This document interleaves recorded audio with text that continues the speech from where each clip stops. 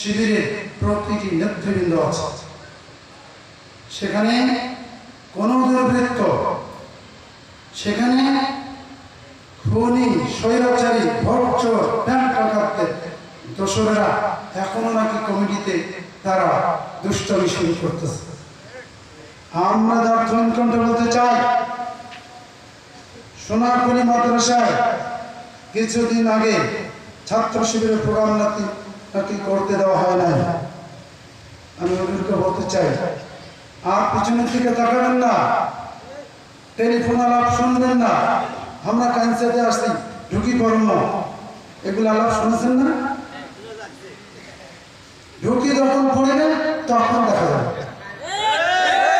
তার আগ পর্যন্ত সৈয়দপুরের ছাত্র জনতার নেতৃত্ব দেবে জামাত ইসলামী।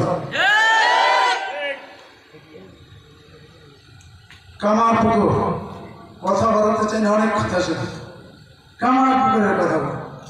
আমরা কামারপুকুরের মানুষ, কামারপুকুরে আমরা সৈয়দপুর উপজেলার সম্ভ্রান্ত পরিবারের মানুষ। কি বলেন? তার প্রমাণ আমার সাবেক উপজেলা আমির মাহমুদুল হাসান।